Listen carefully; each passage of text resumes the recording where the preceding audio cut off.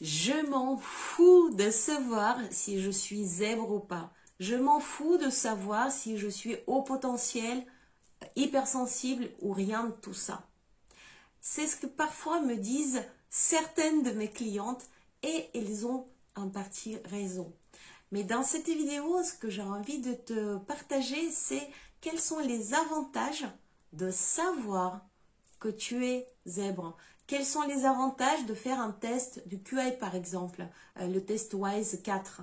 Quels sont les avantages de passer un bilan douance? Si tu ne me connais pas encore, je m'appelle Vesselina Malom et j'accompagne les entrepreneuses atypiques et les femmes atypiques en général, zèbres, au potentiel intellectuel, ultra sensibles, dans la découverte de soi, dans leur apprivoisement, dans le fait d'apprivoiser leur fonctionnement.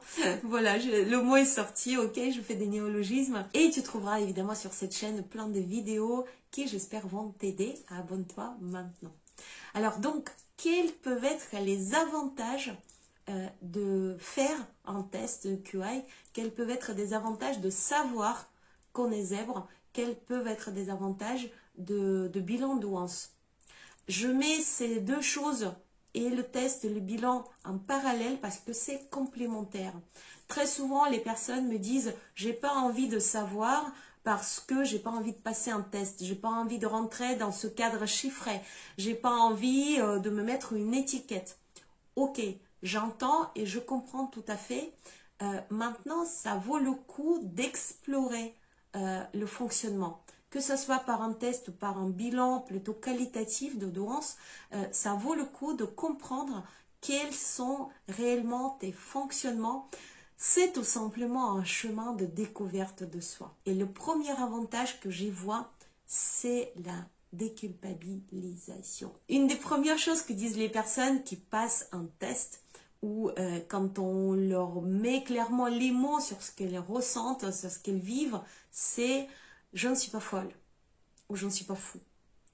Heureusement, je me rends compte que c'est pas moi qui me faisais des films, c'est pas moi qui me suis inventé des trucs qui n'existent pas, je fonctionne réellement comme ça. Cette prise de conscience est importante parce que ça permet effectivement de déculpabiliser et de se dire « ok, je ne fonctionne peut-être pas comme tout le monde, mais c'est mon fonctionnement et c'est ok. » Et commencer à l'accepter. Ça permet de soutenir, de maintenir, de renforcer ton estime de soi.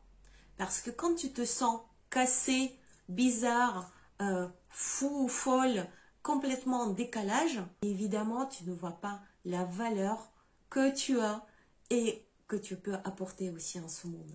Le second avantage d'explorer ta zébritude ou ta sensibilité, c'est de te distancer du regard des autres.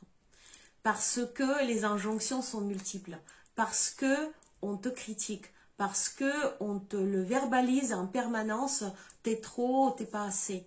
Et pour pouvoir fonctionner normalement et ne pas prendre au sérieux toutes ces injonctions, tu dois savoir comment tu fonctionnes. Tu as besoin de donner aussi les explications valables à certaines personnes pour les mettre à leur place et pour ne pas prendre ça trop à cœur.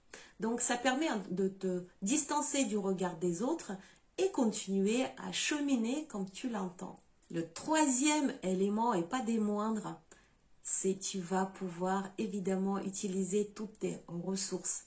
Parce que ton fonctionnement, d'accord, il n'est peut-être pas comme chez tout le monde, mais il y a énormément de bons côtés. J'en parle et je partage plein d'outils et d'avantages de ce fonctionnement dans Alchimie de l'efficacité, dans mon programme aux zébrés et aussi dans mon livre aux zébrés dont l'objectif était de déculpabiliser et donner des choses concrètes pour utiliser les talents, utiliser les particularités pour finalement fonctionner le mieux possible pour soi en répondant à ses propres besoins. Et enfin, le quatrième avantage, peut-être un des plus importants, c'est que en mettant des mots sur ce que tu vis, en mettant des mots sur ton fonctionnement, tu vas pouvoir aussi t'ouvrir aux autres. Tu vas pouvoir le dire, tu vas pouvoir le communiquer.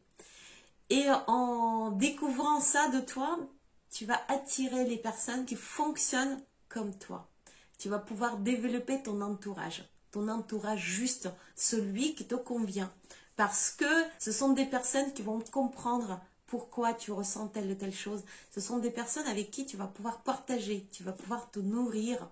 Et ça n'a pas de prix. Voilà les quelques éléments dont je voulais te parler qui pour moi sont essentiels pour expérimenter, investiguer, explorer ta sensibilité ou ta douance et mettre enfin les mots sur ce que tu vis, ce que tu ressens. C'est pas rentrer dans un cadre, c'est peut-être exactement le contraire, c'est de sortir du cadre et enfin t'autoriser à être celle ou celui que tu es vraiment, naturellement et de façon authentique.